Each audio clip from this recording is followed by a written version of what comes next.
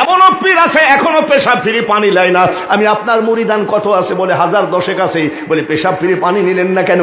আমাকে বলছে কারবালার জমিনে হুসাইন পানি পানি করে মারা গেছে, ওই পানি আমি এই জায়গায় ঠেকাবো না।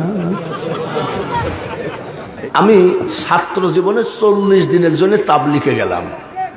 তো তাবলিগে যাই দেখি যখন ইমাম সাহেব সালাম ফিরাইয়ে ফেলে, সালাম ফিরানোর পরে আমির সাহেব উঠে লাফ দিয়ে উঠে বলে, ভাই বাকি নামাজ আনতে কিছু দিনের আলোচনা হবে, একটু বসেন, বসলে বহুত বহুত।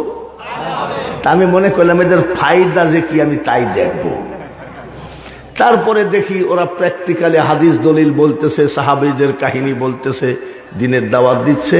কিন্তু একটা জিনিস দেখলাম, হানিয়া মারিয়াজের লবণ খাওয়ার দোয়াটা আমরা অনেকেই জানি না। এটা লবণ খাওয়ার দোয়া, আল্লাহুম্মা বারিক লানা ফিমা রাযাকতানা ওয়াকিনা আযাবান নার। এটা ভাত সামনে আসার দোয়া। পেশাব পায়খানা ঘুম এসব প্র্যাকটিক্যাল ট্রেনিং দিচ্ছে, ঠিক কিনা? আমি কই কি ব্যাপার, এখানে তো আল্লাহ রসুল আর কুরআন হাদিসের কথার বাইরে কিছু নাই, কিন্তু সেই তাবলিগকে মানুষ এত খারাপ বলে, চিনি ডবল দেয়। যেখানে জালসায় যায়, আমার এই অবস্থায় দেখি একেবারে পাইনসে চা পাঠায়। তার মানে মনে করে এটারেও ধরছে মনে হয়, না এখনো ধরে নাই। তো করছে কি, তাবলিগ জামাতে সবই তো আল্লাহ রসুলের কথা, ঠিক কিনা? আমি বাঙালি হুজুর জালসা দিনের দাওয়াত দিতে আসছি, আমাকে যদি 500 টাকা কম দেন আগামী বছর আর ডেট হবে না। 1 লক্ষ টাকা নিয়ে বক্তারা আবার আসেও না, এরকম নাই নাকি? কিন্তু তাবলিগ জামাতরা নিজের জমি বিক্রি করা, গরু বিক্রি করার টাকা দিয়ে দিনের দাওয়াত দিয়ে বেড়ায়। এরা কি খারাপ? আমি এরা তো ভালোই। আচ্ছা ঠিক আছে, গেলাম চরমোনাই। কোথায়? চরমোনাই যাই দেখি খালি জুব্বা আর জুব্বা। আমি দেখি তো এখানে কি হয়, পীর সাহেব ওয়াজ করতেছে, এ বাবা আপনাকে যখন কবরে শোয়ানো হবে 40 কদম হেঁটে মুসল্লিরা চলে যাবে, একটা সাপ এসে সবল মারবে, 70 গজ নিচে মাটির নিচে চলে যাবেন। আর একটা সাপ এসে সবল মারলে 40 গজ মাটির নিচের থেকে চলে আসবেন। কবরের চিন্তা করেন বাবা, কবরের ভয় করেন। কবরের ভয় দেখাতে দেখাতে কয় জিকির করেন সুবহানাল্লাহ সুবহানাল্লাহ। এটা হলো সর্বনাশ জিকির। দেখেন সর্বনাশ যেখানে আছে দেখবেন সুবহানাল্লাহ সুবহানাল্লাহ, আলহামদুলিল্লাহ আলহামদুলিল্লাহ, আছে না? তাহলে এখানে তো সবই আল্লাহ রসুলের ব্যাপার, তাহলে এদের বিরুদ্ধে বলে কেন? তাবলিগও তো আল্লাহ রসুলেরই ব্যাপার, ঠিক কিনা? তা আমাদের মধ্যে এত দলাদলি কেন? গেলাম 8 রশি। কয় রশি? 8 রশিতে যাই দেখি হাজার হাজার মানুষ সব বসে আছে এক সারিতে। কি কয়? ইয়া আল্লাহ 8 রশি, ইয়া রহমান ইয়া রহিম। আমি এরাও তো আল্লাহকে ডাকে রে। আমাদের মধ্যে এত দলাদলি কেন? তাবলিগেও আল্লাহকে ডাকতেছে, চরমোনাই আল্লাহ, 8 রশিতেও আল্লাহ। গেলাম ফুরফুরা, হাওড়া স্টেশন থেকে 700 টাকা দিয়ে ইন্ডিয়ান টাকা দিয়ে একটা গাড়ি ভাড়া করলাম, প্রাইভেট কার ভাড়া করে গেলাম ফুরফুরা। ফুরফুরায় যাই দেখি ফুরফুরা পীর সাহেব মুরিদানের সামনে বলছে, এ বাবা চোখটা বন্ধ করো, কলবের দিকে খেয়াল করো, তোমার কলব তোমার পীরের কলবের দিকে মুতাওয়াজ্জা আছে, এটাকে মুরাকাবা বলে। তোমার পীরের কলব তোমার দাদা হুজুরের কলবের দিকে মুতাওয়াজ্জা আছে। এইভাবে রসুল পর্যন্ত গিয়ে বলতেছে, পড়ো লা ইলাহা ইল্লাল্লাহ। এখানেও তো আল্লাহ রসুলেরই ব্যাপার। তাবলিগ চরমোনাই 8 রশি সব তো আল্লাহ রসুলেরই ব্যাপার। গেলাম আজমির শরীফ। আজমির যাই দেখে, ওখানে তো বাংলা নয়, দেখি তো কি হয়। জব এ জীবন টুট জায়েগা আসমান জমিন ফানা হোগা, कहाँ रहे गसब ये कुदरत है ओ तेरी, ओ दुनिया बनाने वाले क्या होगा दुनिया तेरी। আমি এখানেও তো সেই লাইন মোতাবেকই কথা রে, মানে আল্লাহকে বলছে হে দুনিয়া বানানে ওয়ালে, যখন কিয়ামত হবে তখন এইসব কোথায় যাবে এইটাই বলছে।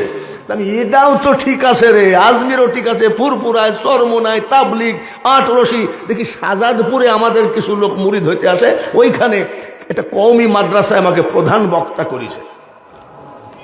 ওয়াজের পরে মুফতি সাহেবকে বললাম যে ভাই একটু পীরের দরবারে যাবো, চলেন যায়।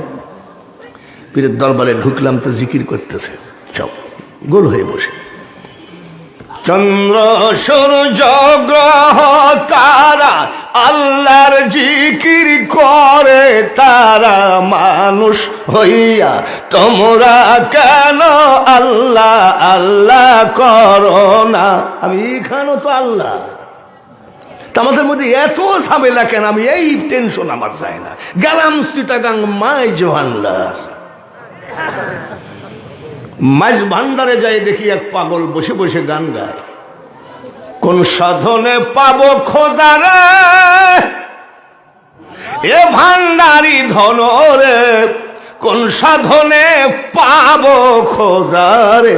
আমি এও তো খোদাকে খুঁজতেছে, ঘটনা কি?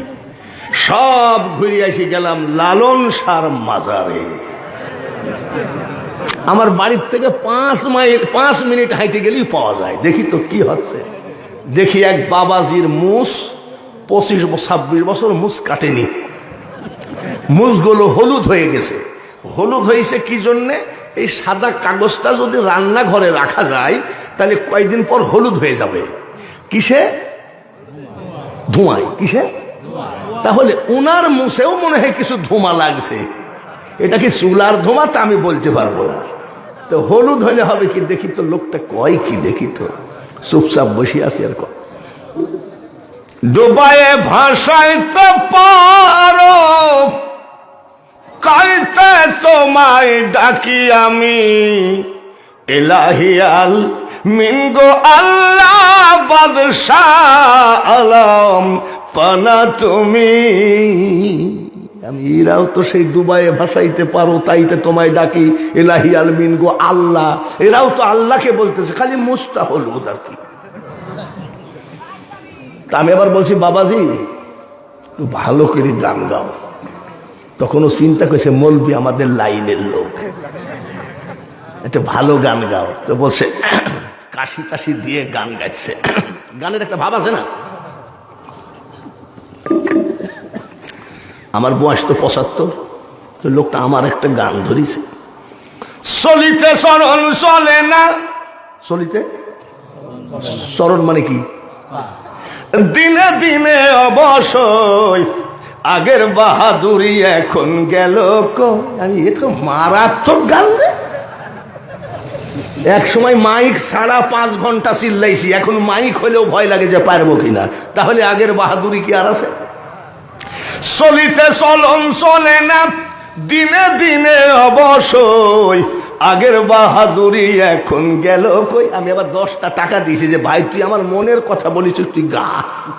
যেই 10টা টাকা দিয়েছি ও কয় মুখে মাথার চুল পাকিতেছে, মুখের দাঁত পড়িতেছে, চোখের জ্যোতি কমিতেছে, মনে ভাবি চশমালো। এইবার আসেন তাবলিগ জামাত থেকে চরমোনায় 18 যতগুলো বললাম, আমি কি কারোর বিরুদ্ধে বলেছি? আন্দাজে না, সত্যি কথা বলেন, আমি কি কারোর বিরুদ্ধে বলেছি? রে বাবাজি, আমি কারোর বিরুদ্ধে বলি নাই। আর বিরুদ্ধে বলা আমি জানি না, আর বিরুদ্ধে বলা বক্তা আছে কিনা আপনারাই ভালো জানেন।